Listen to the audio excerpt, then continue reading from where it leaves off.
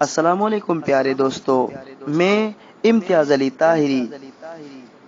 Doctor علامہ اقبال نے اپنی شاعری میں امت مسلمہ کے نوجوانوں کو شاہین کا لقب دے کر مخاطب کیا ہے۔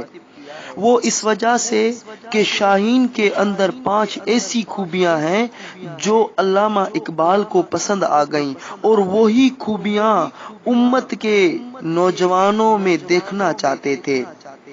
نمبر 1 بلند پرواز، نمبر 2 تیز نگاہ، نمبر 3 شاہین کبھی آشیانہ نہیں بناتا، نمبر 4 وہ اکیلا رہتا ہے، نمبر 5 کسی کے ہاتھ کا مارا ہوا نہیں کھاتا۔ تو پیارے دوستو، علامہ اقبال نوجوانوں میں یہ خوبیاں دیکھنا چاہتے ہیں۔ کہتے ہیں کہ تحقیق و جستجو داناؤں کا شیوا ہے۔ ایک مرد دانا کا دوران سفر جنگل سے گزر ہوا تو گزر کے دوران تھوڑا مزید سفر کے بعد اسے ایک جھونپڑی نظر آئی اور وہ جھونپڑی طرف چل پڑے۔ اس میں ایک بابا جی موجود تھے۔ اچانک اس دانا شخص کی نظر بابا جی کی پالتو مرغیوں پر پڑی۔ انہوں نے دیکھا کہ چوزوں کے درمیان ایک باز کا بچہ بھی چوزوں کے ساتھ کھیل رہا تھا۔ بابا جی شیر اور بکری کے ایک گھاٹ پر پانی پینے کی کہاوت تو سن رکھی تھی، لیکن آج مرغی اور باز کے بچے اکٹھے دیکھ کر تعجب ہو رہا ہے۔ بابا جی مسکرائے، جناب آپ ٹھیک کہتے ہیں۔ ہوا کچھ یوں کہ مرغیوں کے چوزے جس دن انڈوں سے نکلے انہی دنوں یہ بچہ بھی کہیں سے جھونپڑی کے پاس آ گرا۔ انتہائی نحیف اور ناتواں اور کمزور، آنکھیں بند اور عمر بمشکل 1 دن ہوگی۔ میں نے اسے مرغی کے بچوں کے ساتھ ہی رکھ دیا۔ مرغی کے پروں کی گرمی چوزوں اور باز کے بچے کے لیے یکساں تھی۔ مرغی کی ممتا میں ہی اس کو سب کچھ نظر آیا اور اب یہ انہی چوزوں کے ساتھ کھیلنے اور اچھلنے کودنے میں جوان ہو رہا ہے۔ مگر بابا جی یہ تو چٹانوں اور بلندیوں پر رہنے والا پرندہ ہے، مرد دانا نے کہا۔ بابا جی کہنے لگے، کیونکہ یہ پہلے دن ہی سے چوزوں میں رہا ہے اسی لیے خود کو چوزا ہی سمجھتا ہے۔ اسے بالکل خبر نہیں کہ یہ چوزا ہے یا شاہین ہے۔ بابا جی یہ باز کا بچہ مجھے دے دیں۔ بابا جی کیا کرو گے بیٹا؟ مرد دانا نے کہا، میں اس پر تحقیق کروں گا۔ بابا جی مسکرائے، جڑی بوٹیوں پر تحقیق تو ٹھیک ہے، اس پر کیا تحقیق کرو گے؟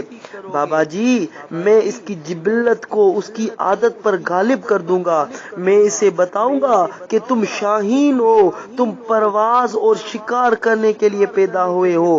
تمہارا مسکن زمین نہیں آسمان ہے، تمہاری پرواز بادلوں سے اوپر ہے، چٹانوں سے ٹکراتی ہوئی ہواؤں سے تمہارا مقابلہ ہے۔ بابا جی نے کہا، ٹھیک ہے بیٹا لے جاؤ۔ مرد دانا اسے لے کر گھر پہنچے۔ پہلی ہی فرصت میں باز کو مختلف انداز میں باور کرانے کی کوشش کی کہ وہ چوزا نہیں شاہین ہے۔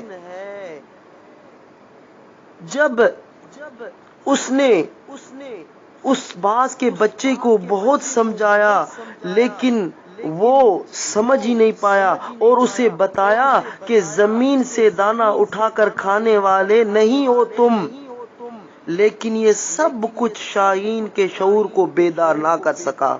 اس کے اندر کا ڈر نہ نکل سکا، حتیٰ کہ ایک دن مرد دانا نے باز کے بچے کو ساتھ لیا اور پہاڑ پر چڑھ گئے۔ پہاڑ کی اونچائی پر کھڑے ہو کر پھر اسے سمجھایا کہ تمہارا مقام آسمانوں کی وسعتیں ہیں، یا تو اڑو فضاؤں کو چیر دو، نہ تو موت کو قبول کرو، کیونکہ باز کا بچہ ہوتے ہوئے مرغی جیسی زندگی بسر کرنا ذلت ہے اور ذلت کی زندگی سے موت بہتر ہے۔ یہ کہہ کر انہوں نے شاہین کو فضا میں اچھال دیا۔ باز کا بچہ فضا میں کلابازیاں کھاتا ہوا نیچے آ رہا تھا، آنکھیں بند تھی، خوف و ہراس سے دل کی دھڑکن بہت تیز اور زمین تھی کہ آنے کا نام ہی نہیں لے رہی تھی۔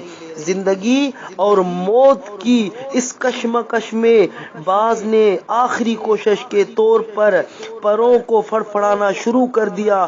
پر کھلنا شروع ہوئے اور باز تھوڑا سنبھلا اور آہستہ آہستہ پر مکمل طور پر کھل گئے اور باز نے فضا میں اڑنا شروع کر دیا، حتیٰ کہ وہ فضاؤں میں رقص کرنے لگا اور خوشی اور مسرت سے وہ چیخ رہا تھا۔ ہواؤں پر راج کرتا ہوا باز مرد دانا کے پاس آیا اور ہوا میں معلق ہو کر ممنوع آنکھوں سے انہیں دیکھا اور پھر ہوا میں بلند ہو گیا۔